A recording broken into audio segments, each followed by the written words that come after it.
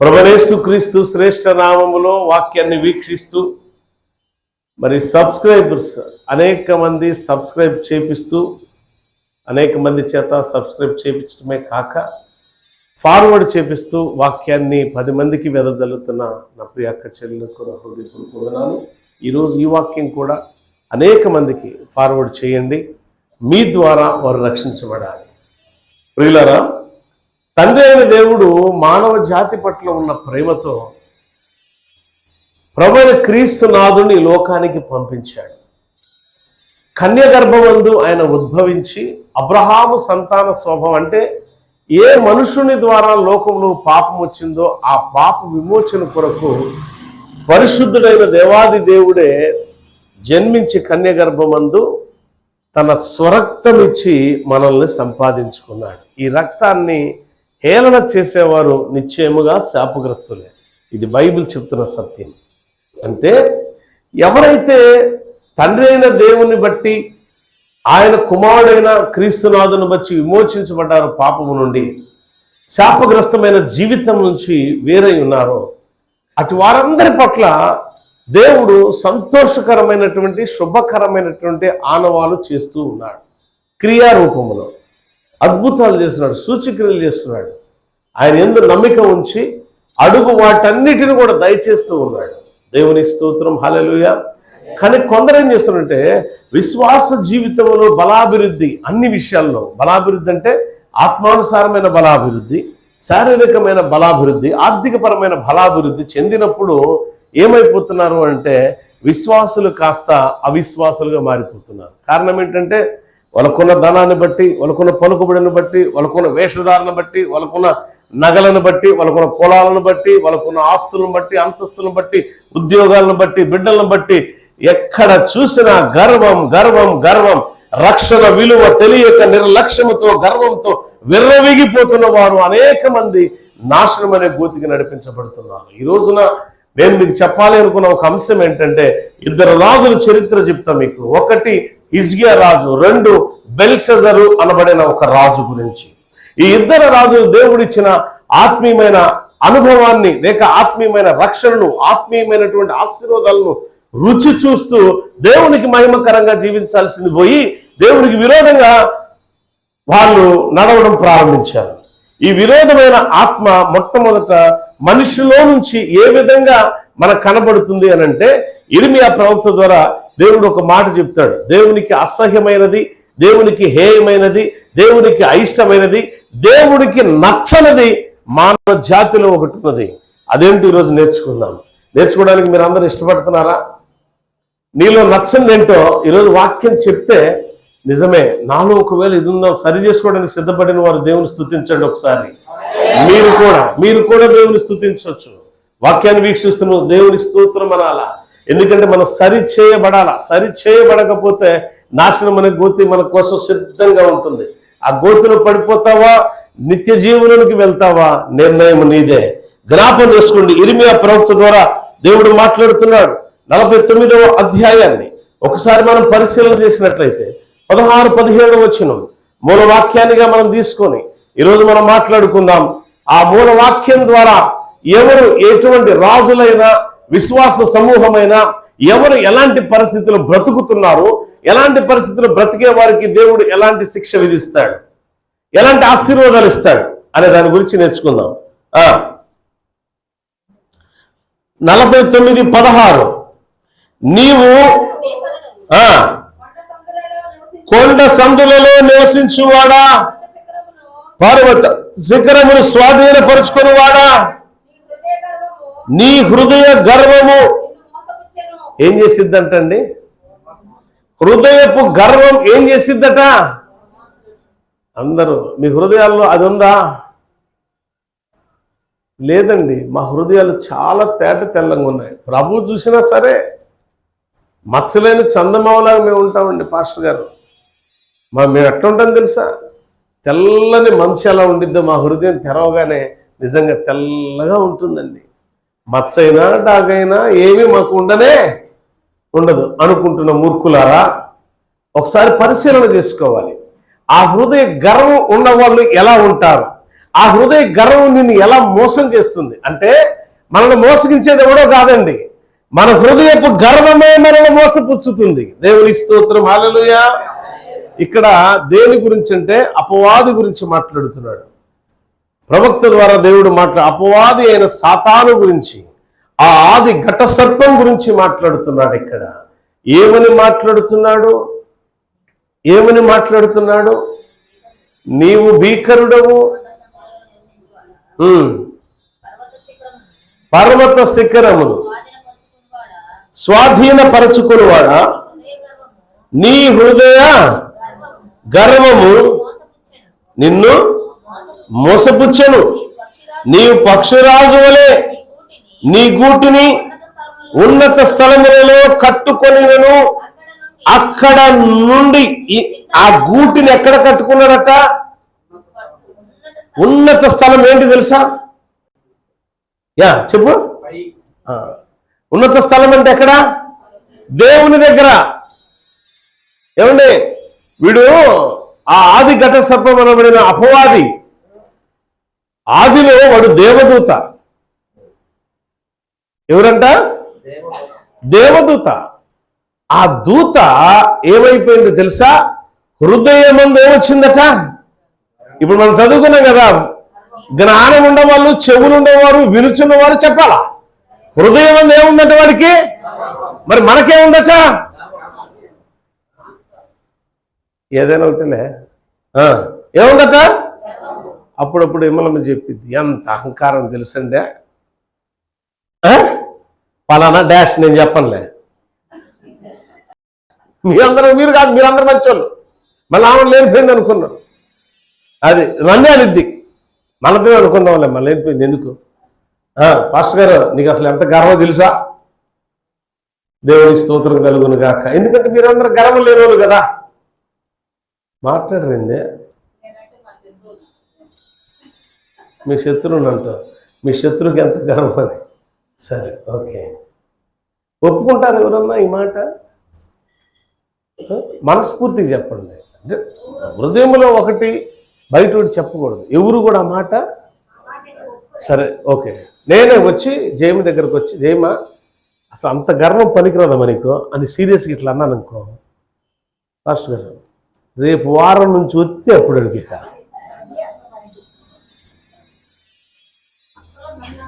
ఈ పిల్లడు ఫోన్ చేసి, అమ్మా ఏంది ప్రార్థన రాలేదంటే, నేను రాలేజే, ఎంత మాత్రం నేను నన్ను పట్టుకొని, ఎవరినే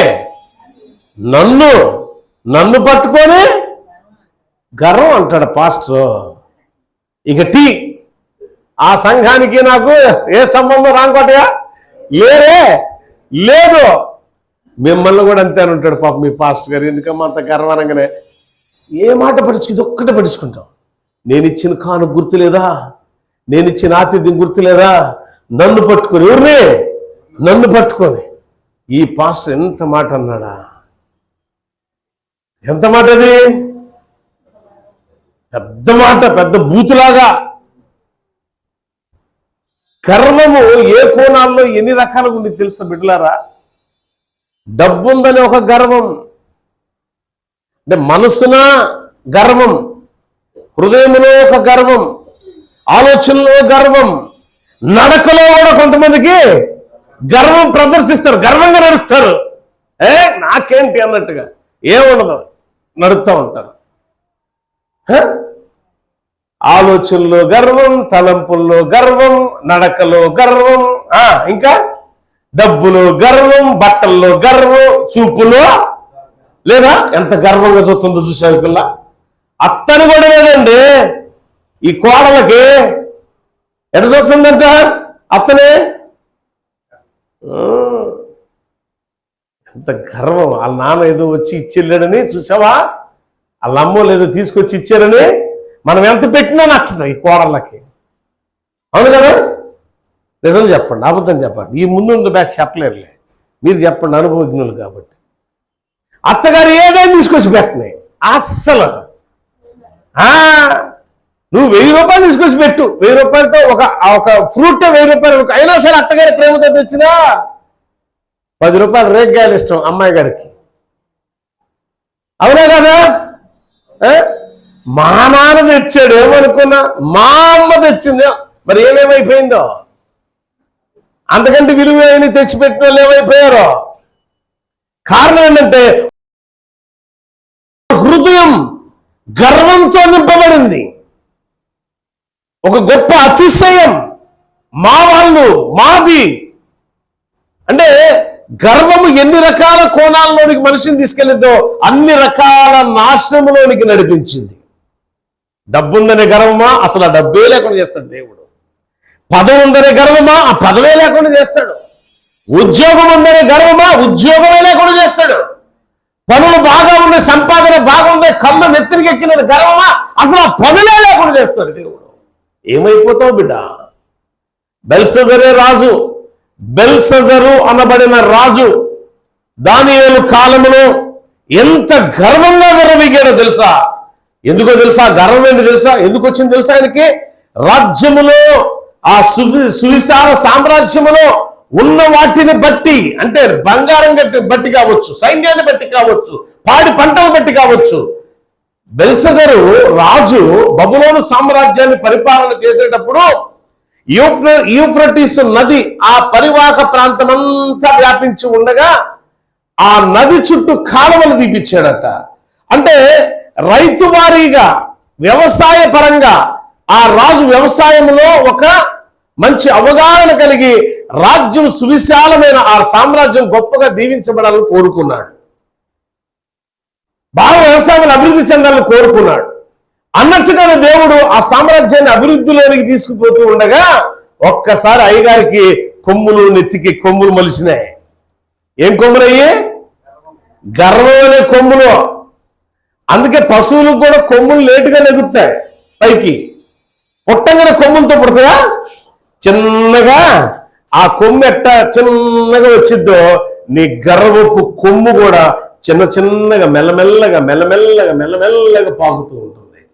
కానీ గమనించాలి, ఒక రాజు గమనించాడు. ఇది బెల్షస్సరు రాజు గమనించాల, బట్ హిజ్కియా రాజు గమనించాడు. అందుకే హిజ్కియా రాజు తన సామ్రాజ్యాన్ని కాపాడుకోగలిగాడు, బెల్షస్సరు కాపాడుకోలేకపోయాడు. కల్దీలు దండయాత్ర చేసి వస్తే ఆ దండయాత్ర చేసి వచ్చిన పిదప క్రీస్తుకు పూర్వం, అంటే యేసుక్రీస్తు ఈ భూమి మీదకి రాకమునుపు 532వ సంవత్సర కాలం, అంటే సుమారు యేసుక్రీస్తు భూమి మీదకి రాకముందు 532 సంవత్సరాల కిందట ఈ బెల్షస్సరు రాజు బబులోను సామ్రాజ్యాన్ని ఏలుబడి చేస్తూ ఉన్నాడు. నువ్వు ఏ రీతిలో నీ కుటుంబాన్ని ఏలుబడి చేస్తున్నావు? నీ కుటుంబాన్ని ఏలుబడి చేస్తున్నావు, నీ పనివారి మీద ఏలుబడి చేస్తూ ఉన్నావు. అయితే హిజ్కియా రాజుకి ఈ బెల్షస్సరు రాజుకి వ్యత్యాసం, నీకు సంఘానికి వ్యత్యాసం. ఒకసారి సరిపోల్చుకోవాలి. మన మాటల్లో కానీ, మన క్రియల్లో కానీ, మన ఆలోచనలో కానీ ఎక్కడన్నా సరే గర్వం అనే కొమ్ము కానీ మొలుస్తున్నదా? వెంటనే దాన్ని ఖండించుకోకపోతే, కోకటి వేళ్లతో సహా దాన్ని పెకిలించుకోకపోతే బిడ్లారా ఎంత ప్రమాదం వాటిల్లిద్దంటే బెల్షస్సరు రాజు పెకలించుకోలేకపోయాడు. దానియేలు గ్రంథం 5వ అధ్యాయంలో కొన్ని మాటలు మనం చూద్దాం. దానియేలు గ్రంథం 5వ అధ్యాయం.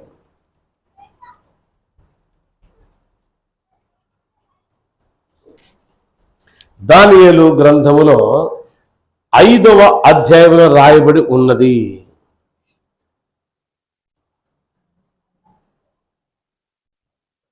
20-21 వచనాలు. అయితే అతడు మనసును అతిశయించి, ఏమంటే మనసులో ఏం చేశాడట?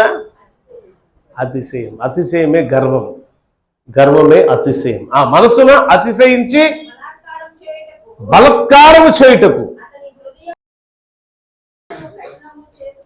హృదయం ఏం చేసుకున్నాడట? ఈయన కఠినము చేసుకునగా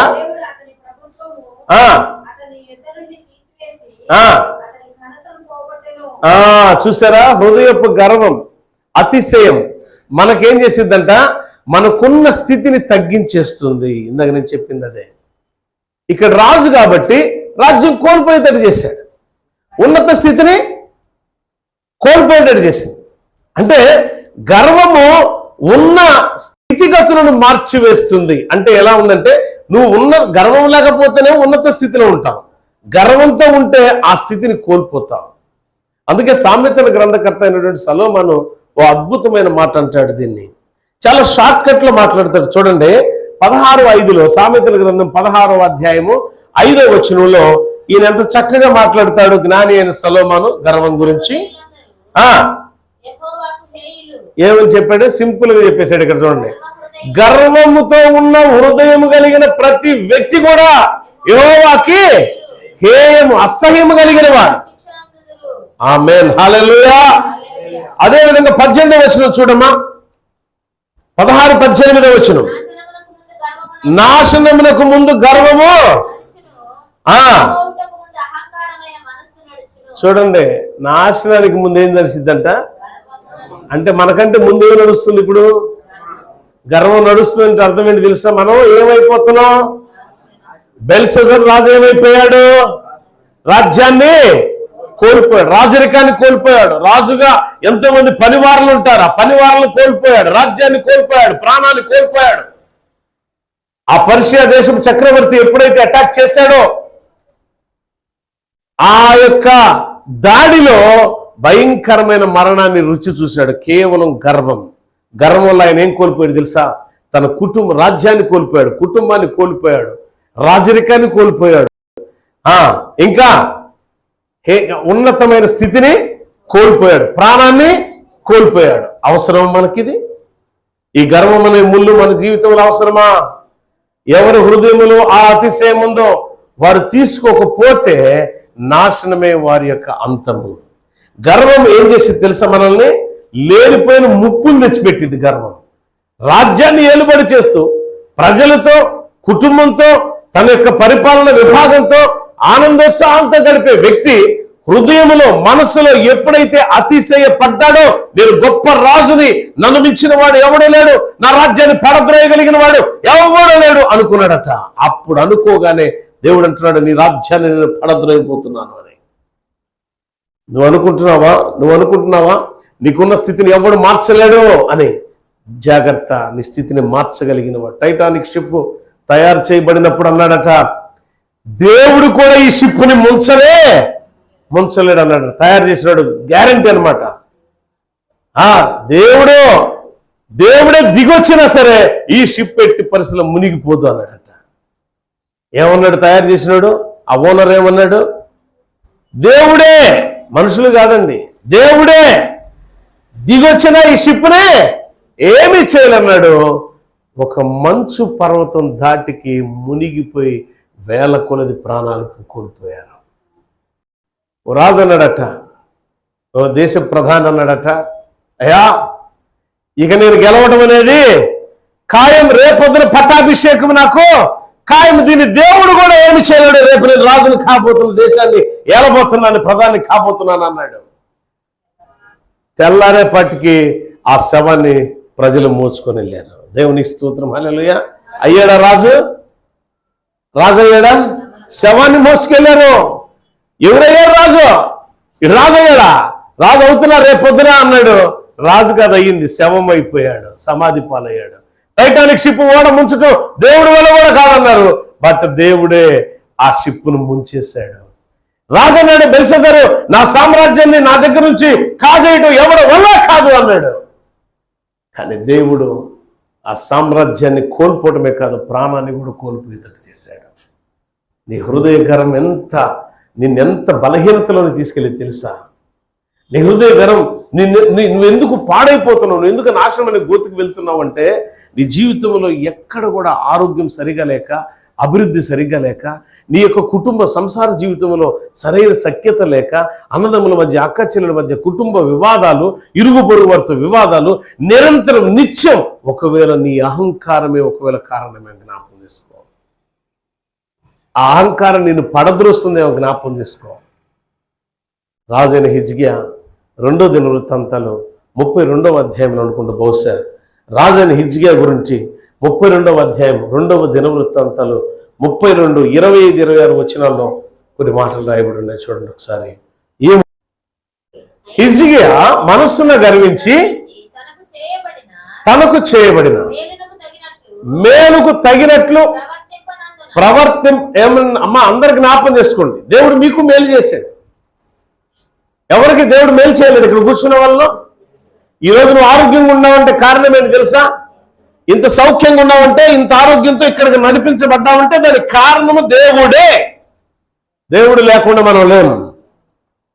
ఆయన రక్తం ఇచ్చి మనం సంపాదించుకుంది ఎందుకో తెలుసా? లూసిఫర్, సాతాను, ఒకనొకప్పుడు దేవదూతకున్న లూసిఫర్ ఏ రీతిలో హృదయంలో గర్వంతో విర్రవీగుతూ నాశనం అయిపోయాడో, దేవుని పిల్లలమైన మానం గర్వంతో నాశనం కాకూడదనేది దేవుని ప్లానింగ్. అందుకే ఈరోజు ఈ వాక్యం చెప్పబడుతుంది. బెల్షస్సర్ రాజు గర్వంతో తన మనసులో గర్వించి ఏమైపోయాడంటే నాశనమైన గోతులకు వెళ్ళిపోయాడు. దానియేలు గ్రంథంలో మనం చదివాం 5వ అధ్యాయంలో. ఇక్కడ 2వ దినవృత్తాంతాలు 32వ అధ్యాయంలో మనం చూస్తున్నాం హిజ్కియా గురించి. హిజ్కియా మనసును గర్వించాడు.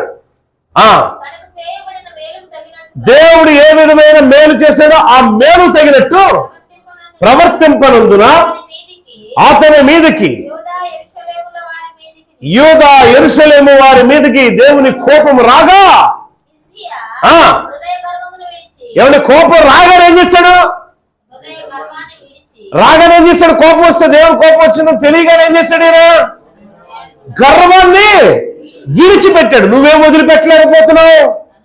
నువ్వెందుకు వదిలిపెట్టలేకపోతున్నావు? అంటే ఆ గర్వపు మాటలు, ఆ గర్వంతో కూడుకున్న ప్రవర్తన నీకు ఇష్టం అనుకుంటా. జాగ్రత్త, నాశనమైన గొయ్యి నీ కోసం రెడీగా ఉంది. బెల్షస్సర్ ఏ రీతిలో గోతులకు వెళ్ళిపోయి మరణించాడు, భయంకరమైన చావు చచ్చాడు. బెల్షస్సర్ రాజుగా ఒక రాజ్యాన్ని కోల్పోయాడు, రాజరికాన్ని కోల్పోయాడు, కుటుంబాన్ని కోల్పోయాడు, ప్రాణాన్ని కోల్పోయాడు, ఆధిక్యతను కోల్పోయాడు. ఏం చేశాడు? ప్రాణం అంతా కోల్పోయిన తర్వాత ఏమిలే. కానీ హిజ్కియా చేసిన గొప్ప కార్యం ఏంటి? గొప్ప పని ఏంటంటే దేవుడు చేసిన మేలుని మర్చిపోయాడు, కానీ జ్ఞాపకం చేసుకున్నాడు. మళ్ళా హృదయంలో ఉన్న గర్వాన్ని, అయ్యో నా హృదయం గర్వించి ఉన్నదే, ఈ గర్వమే కదా నన్ను నా ప్రజలు పతనం చేసిందని వెంటనే మేల్కొని ఆ గర్వాన్ని విడిచిపెట్టాడు. నువ్వెందుకు వదిలిపెట్టవు? ప్రాణం మీదకి వస్తేనే వదిలిపెడతావా? కుటుంబం అంతా పతనమైపోయినా ఎందుకు వదిలిపెడతలేదు? ఈ రోజున నీ బిడ్డలు నీ దగ్గర లేకుండా పోతున్నారే, నీ బిడ్డలకి నీకు సమాధానం లేకపోతుంది, అత్తా కోడల్లో సమాధానం లేదు, అన్నదమ్ముల మధ్య సమాధానం లేదు, కుటుంబాల్లో ఇరుగు పొరుగు వారితో సమాధానం లేదు. కారణం ఒకటే, గర్వం. ఆ గర్వం నిన్ను ముంచేస్తుందని గమనించలేకపోతున్నావు. ఆ గర్వం నిన్ను పతనం చేస్తుందని గమనించలేకపోతున్నావు. హిజ్కియా గమనించాడు. దేవునికి స్తోత్రం, హల్లెలూయా. నువ్వు గమనిస్తున్నావా? గమనిస్తే నీ కుటుంబం సేవ్, రక్షించబడినట్టే, నీ కుటుంబం కాపాడబడినట్టే. నాశనమైన గోతికి వెళ్లకుండా నీ కుటుంబాన్ని, నీ జీవితాన్ని, నీ బ్రతుకును నువ్వు మార్చుకున్నట్టే. ఈ గర్వం తెచ్చే ముప్పు అంతా ఇంత కాదు బిడ్డలారా. మనం గమనించాం బెల్షస్సర్ రాజు విషయంలో. అదేవిధంగా అపవాది విషయం ఏందో చూద్దాం. నేను చెప్పాను కదా, అపవాది ఆదిఘట్ట సర్పమైనటువంటి లూసిఫర్ దేవదూత, దేవుని దగ్గర ఆరాధన చేస్తూ ఆ దేవదూతల మొత్తానికి నాయకుడిగా ఉండే లూసిఫర్ ఏమైపోయాడు? ఉపధ్యాయ గ్రంథములో రాయబడిన మాట ఒకే ఒక పేజీ ఉంటుంది. ఉపధ్యాయ గ్రంథం, ఆ గ్రంథములో ఉన్నటువంటి ఆ ఒకే ఒక అధ్యాయం ఉంది. ఆ గ్రంథములో ఆ అధ్యాయములో ఏముందో మనం చూద్దాం. దేవుడు అపవాది అయినటువంటి సాతాను గురించి ఏం మాట్లాడుతున్నాడు ఇక్కడ? అమ్మా అందరూ తీయాలి కదా. 759 పేజీ అమ్మా. పాత అంటే ఫస్ట్ నుంచి, ఎందుకంటే ఇది ఒక అధ్యాయమే కాబట్టి తీయటం కష్టం. ఆమోస్ తర్వాతే ఉపధ్యాయం ఉంటుంది. తీసారా అందరూ? ఇక్కడ రాయబడిన మాట మొదటి వచనం నుంచి 5 వచనాల వరకు, 3 నుంచి లేక 5 వచనాల వరకు చదువుకుందాం.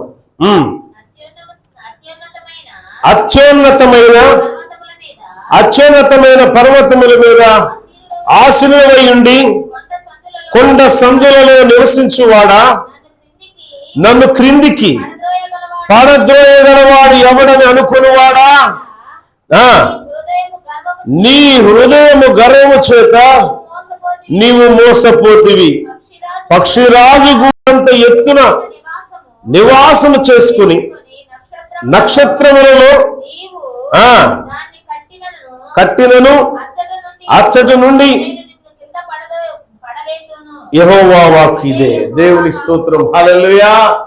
ఏడంట ఎక్కడి నుంచి అంట పడదోసేది? ఆకాశ మహోన్నత స్థలములో పక్షిరాజు గూడంత ఎత్తులో నువ్వు ఉన్నవాడవు అంటే అర్థమేంటి తెలుసా? ఇది ఎవరి గురించి చెప్పబడింది తెలుసా? అపవాది అయినటువంటి లూసిఫర్ గురించి. ఆ ఆది ఘట సర్పం ఎలా ఉంది అని అంటే దేవదూతలందరూ కూడా లూసిఫర్ హ్యాండ్ ఓవర్ లో ఉండేవాళ్ళు. దేవుని మహిమపరచడానికి, దేవుని స్తుతించడానికి, దేవుని ఆరాధించడానికి ఒక రోజు అనుకుందట లూసిఫర్. అనుకున్నాడట ఇట్లా, ఏమన్నా తెలుసా? నాకు దేవునికి ఉన్న వ్యత్యాసం ఏంటి? కొంచెమే కదా. దేవునికి నాకున్న వ్యత్యాసం ఏంటంటే దేవుడు ఆ మహిమ సింహాసనం మీద ఆసీనుడయ్యాడు. ఆయన తర్వాత వరుసలో ఆయన తర్వాత ఎవరు ఉంది? నేనే కదా. అయితే ఏమనుకున్నాడు సాతాను తన హృదయములో, నేను కూడా దేవుని అంత మహిమ గలదాననే. ఎక్కడ అనుకున్నాడు? అది నీలాగా నాలాగా నోటితో త్రోల్లాగా నోరు మాట్లాడినట్టు మాట్లాడలా. జస్ట్ వాడు మనసులో అలా అనుకున్నాడు. దేవునికి నాకు వ్యత్యాసం ఏంటి? ఆయన మహిమ సింహాసనము అక్కడ నేను కూర్చుంటే చాలు అనుకున్నాడండి. ఎక్కడ కూర్చుంటే చాలు అనుకున్నాడు? మహిమ సింహాసనం మీద నేను కూర్చుంటే చాలు.